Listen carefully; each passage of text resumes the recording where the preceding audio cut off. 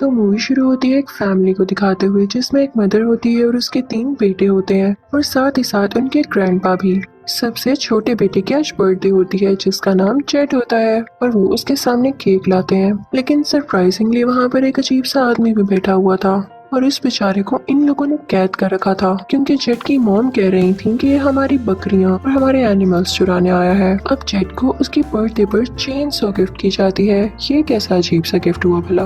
वो सारे उस बेचारे आदमी को काफी टॉर्चर कर रहे थे जिसे लोग चोर समझ रहे थे और अब ये जेट से कहते हैं कि तुम इस चेनसो से इस आदमी को मार डालो। जेट का भाई फौरन से उसे चेनसो स्टार्ट कर देता है और उसे कहता है कि जल्दी मारो इसको, जल्दी मारो। वो सब काफी एक्साइटेड लग रहे थे, लेकिन जेट अभी मासूम बच्चा था तो वो चेनसो उठाकर भी उस आदमी को नहीं मार पाता और वो चेनसो छोड़ देता है। तो उसकी मॉम कहती है कि तुम्हें क्या हो गया है, तुम इतना सा काम नहीं कर पा रहे हो, क्या तुम्हें नहीं पता कि तुम्हारे ग्रैंडपा कितने अच्छे किलर थे, तुम उनसे ही कुछ सीख लो। तो हमें यहाँ पर ये पता चलता है कि जेट के ग्रैंडफादर सीरियल किलर थे और बूढ़े होने के बावजूद उनके मर्डर्स करने का शौक नहीं गया था। तो वो कहते हैं कि भाई मुझे तो मारना ही मारना है इस आदमी को, जो मर्जी हो जाए। वो एक बड़ा सा हैमर उठाते हैं। वो हैमर वो काफी जोर से उस आदमी की गर्दन में मारते हैं जिससे वो बेचारा आदमी मर जाता है। उसके बाद हमें सीन दिखाया जाता है प्रेजेंट टाइम का, जहाँ पर हम एक कपल को देखते हैं जो कि गाड़ी में कहीं जा रहा होता है। वो काफी खुश लग रहे थे कि तभी उनकी गाड़ी के सामने कोई एनिमल आ जाता है। वो अपनी गाड़ी फौरन से रोकते हैं तो उन्हें पता चलता है कि कोई एनिमल नहीं है बल्कि कोई बच्चा है जिसने फेस मास्क पहना हुआ है काऊ का। वो बच्चा उनसे कहता है कि मुझे आपकी मदद की जरूरत है और ये कहते ही वो फौरन जंगल की तरफ भाग जाता है। उस कपल में से वाइफ काफी हैरान होती है कि हमारे सामने अचानक से कैसे आ गया और हेल्प मांगकर ये जंगल में भी भाग गया है। वो कहती है कि मुझे जाकर देखना होगा। उसका हस्बैंड उसे मना करता है कि वहाँ जाना खतरे से खाली नहीं है, लेकिन वो फिर भी वहाँ जाती है। वो लड़की उस बच्चे का पीछा कर रही होती है जो कि एक पुराने से फॉर्म में चला जाता है। जब वो लड़की वहाँ पर दाखिल होती है तो देखती है कि वहाँ हर जगह हड्डियाँ पड़ी हुई हैं और काफी ट्रैप्स लगे हुए हैं, जिन ट्रैप्स में से वो फंस कर गिर जाती है। वो काफी इंजर्ड हो चुकी थी और उसके नाक और मुंह से हर जगह से खून आ रहा था। फिर हम देखते हैं कि वो बच्चा अपना मास्क उतारता है और आप ये सुन के हैरान रह जाएंगे कि वो बच्चा था कौन। जी हाँ, वो बच्चा जेट था। दरअसल उसकी फैमिली ने उसे किसी गैंगस्टर के पास भेज दिया था जो उसे किलिंग्स करना सिखाता था।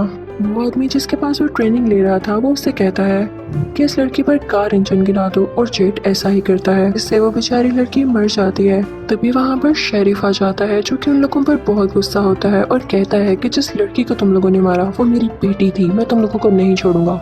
लेकिन ना तो उसके पास कोई वारंट था और ना ही उसके पास कोई ऐसी चीज थी जो कि इस बात का पता लगा सकती कि इन्हीं लोगों ने उसको मारा है, क्योंकि इन लोगों ने सारे प्रूफ, सारे एविडेंस छुपा दिए थे। लेकिन फिर भी वो शेरिफ इतना कंट्रोल रखता था कि वो उस बच्चे को अपने साथ ले जाकर इन्वेस्टिगेशन कर सकता था, तो वो जेट को अपने साथ ले जाता है। वो शेरिफ काफी अच्छा आदमी होता है। वो जेट को मेंटल हेल्थ स्कूल में डाल देता है ताकि इसके दिमाग में जितने भी क्रिमिनल थॉट्स हैं वो चली जाएं और ये पढ़ लिख कर एक अच्छा बच्चा बन जाए। फिर शेरिफ जाता है जेट की मॉम के पास और उससे कहता है कि तुम्हारी वजह से मेरी बेटी मरी, मैं तुम्हें तुम्हारा बेटा कभी नहीं लौटाऊंगा, और ये कहकर वो वहाँ से चला जाता है। फिर हम देखते हैं कि 10 साल गुजर जाते हैं। हमें वही स्कूल दिखाया जाता है जहाँ पर शेरिफ ने जेट को दाखिल करवाया था। वहाँ पर एक नर्स आई थी जिसका नाम लिज़ी होता है। उसका इस स्कूल में यानी मेंटल हेल्थ स्कूल में पहला दिन था। तो वहाँ का एक आदमी उसे बताता है कि यहाँ के सब बच्चों के नाम आते ही चेंज कर दिए गए थे ताकि उन्हें कुछ न याद रहे कि वो क्रिमिनल फैमिली से बिलोंग करते हैं और उनकी पहचान भी नहीं बन जाए। अब लिज़ी को एक आदमी दिखाई देता है जिसका नाम बट होता है। वो उसके पास जाके बैठती है लेकिन वो उसे कोई लिफ्ट नहीं कराता। तभी वहाँ पर एक और लड़का लिज़ी को बताता है कि चुप ही रहता है और यहाँ पर हमें अंदाजा हो जाता है कि जेट भी बचपन में खामोश ही रहा करता था, तो हो सकता है कि ये मोटा बच्चा जेट ही हो।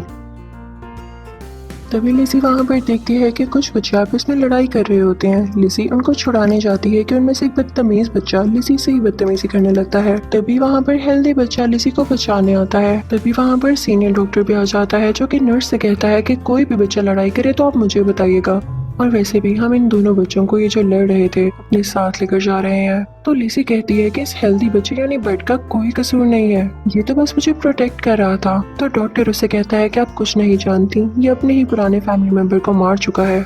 क्योंकि इसका डॉग उन्होंने इससे ले लिया था। ये काफी खतरनाक बच्चा है, आप इसको अंडर एस्टिमेट मत कीजिएगा। हम कुछ नहीं, सिर्फ इनकी थेरेपी ही करेंगे। जैसे ही वो डॉक्टर जाता है तो वहाँ पर बट का दोस्त आता है और लिजी से कहता है कि ये लोग झूठ बोलते हैं, ये थेरेपी के नाम पर बच्चों को टॉर्चर करते हैं और आज ये लोग बिला वजह बट को भी टॉर्चर करेंगे, आप प्लीज कुछ करें। तभी हम देखते हैं कि उस मेंटल हेल्थ स्कूल में जेट की मॉम आती है। वो अब काफी रिच हो चुकी थी और उसके पास कोर्ट की इजाजत थी कि वो जेट से जब चाहे मिल सकती है। वो अगर सीनियर डॉक्टर से कहती है कि मुझे मेरे बेटे से मिलना है तो वो सीनियर डॉक्टर कहता है कि मैडम देखें, यहाँ पर जैसे ही बच्चों को लाया जाता है उनका नाम चेंज कर दिया जाता है। हम किसी जेट को नहीं जानते और इस बात का पता करने के लिए आपको किसी दूसरी कोर्ट से इजाजत लेना होगी, ये हमारा काम नहीं है। लेकिन ये सीनियर डॉक्टर भी ड्रामा कर रहा था, उसे सब पता था, बस ये नहीं चाहता था कि ये बच्चे अपनी फैमिली से मिले। ये बच्चों को टॉर्चर करके खुश होता था क्योंकि इससे लगता था कि ये क्रिमिनल फैमिली से हैं और ये कभी नहीं सुधर सकते। वो बस इनको टॉर्चर करना चाहता था। अब हम देखते हैं कि बट को काफी टॉर्चर किया जा रहा था और जब जेट की मॉम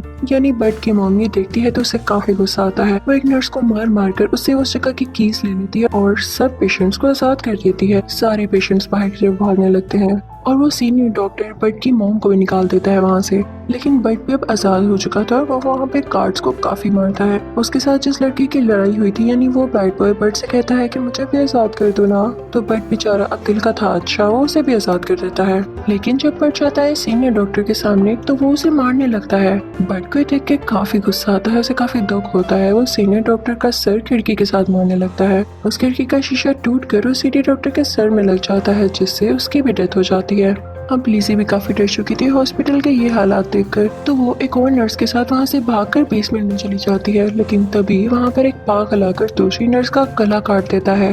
लिज़ी काफी डर जाती है क्योंकि वो आदमी अब उसकी तरफ खड़ा रहा था उसे मारने के लिए। कि तभी वहाँ पर बट का वो अच्छा दोस्त आ जाता है और लिज़ी को बचा लेता है और फिर वो उस पागल को मार देता है। फिर वो लिज़ी को अपने साथ बाहर ले आता है। लेकिन बाहर होता है वही बैड बॉय जो बट से लड़ाई कर रहा था और उसके साथ एक और अजीबोगरीब सी लड़की होती है जो कि पूरे मेंटल हेल्थ स्कूल में सबसे ज्यादा बदतमीज और चिड़चिड़ी थी। वो उन दोनों को कैद कर लेते हैं। अब वो उनको अपनी गाड़ी में बिठा लेते हैं कि तभी वो बैड बॉय देखता है कि बट भी वहाँ पर है तो वो उसे भी अपनी गाड़ी में बिठा लेता है। अब वो बैड बॉय इन सब से कहता है कि मेरे पेरेंट्स काफी रिच है, दूसरी कंट्री में रहते हैं, मैं कब से उनके पास जाना चाह रहा था, तुम लोग चाहो तो मेरे साथ जा सकते हो, लेकिन खबरदार किसी ने भागने की कोशिश की है, पुलिस को इन्फॉर्म किया। अब बट और बट के दोस्त को अपनी फैमिली के बारे में कुछ नहीं पता था।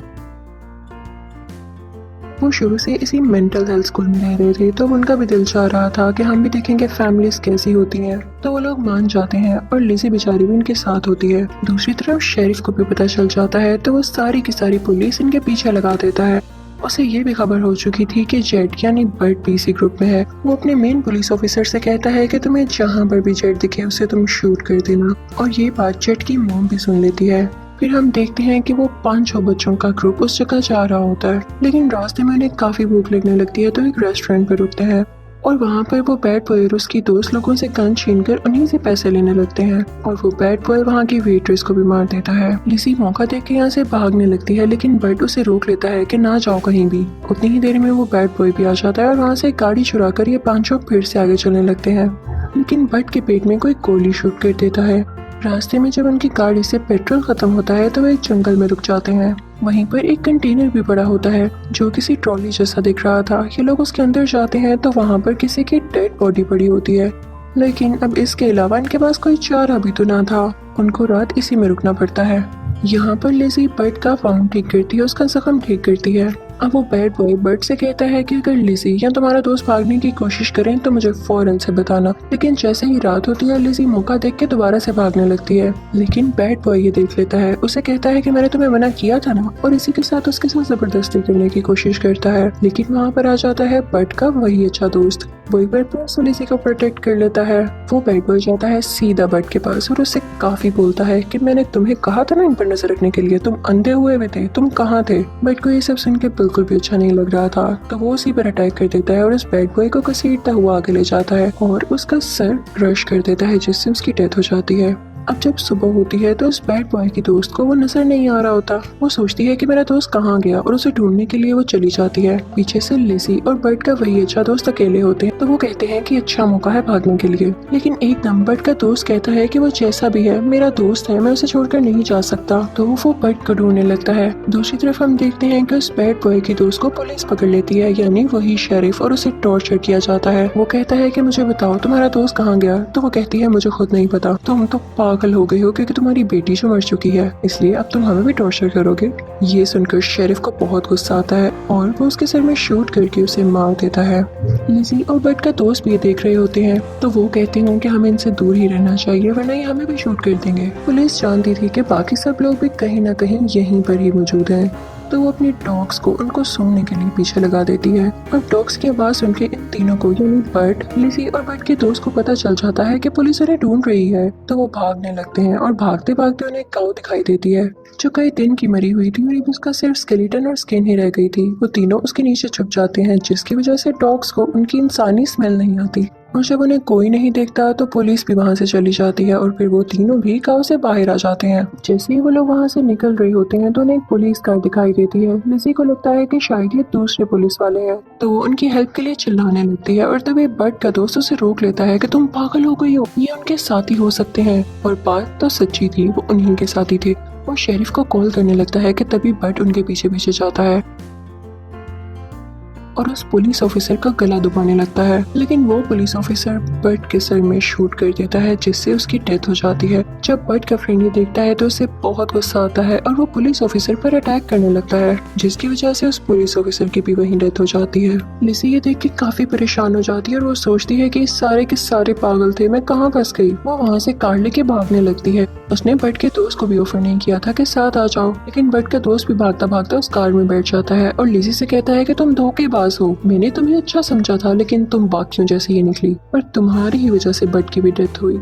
बट के दोस्त की हालत खराब होने लगती है। पीछे से हम देखते हैं कि शेरिफ भी इनके पीछे होता है और इन पर काफी ज्यादा फायरिंग कर रहा होता है। अब शेरिफ के निशाने इतने पक्के थे कि एक बुलेट लगती है बट के दोस्त के मुंह में जिससे उसका मुंह काफी खराब और डिसफिगर हो जाता है और एक गोली लगती है लिज़ी के हाथ में जिससे उसकी गाड़ी का बैलेंस खराब हो जाता है और वो खाई में गिर जाते हैं।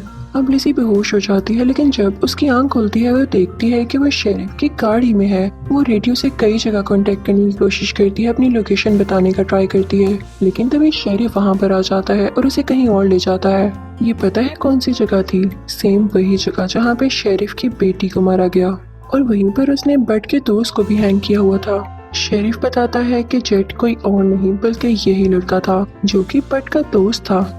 जेट की मॉम को भी इस बात की खबर हो जाती है जो कि शेरिफ के पुलिस ऑफिसर ने ही उसे दी थी और वो वहाँ पर चेनसो लिए पहुँचती है कि वो जेट को याद करवाना चाहती थी कि ये वही गिफ्ट है जो हमने तुम्हें बर्थडे पर दिया, लेकिन शेरिफ उस पर अटैक करने लगता है।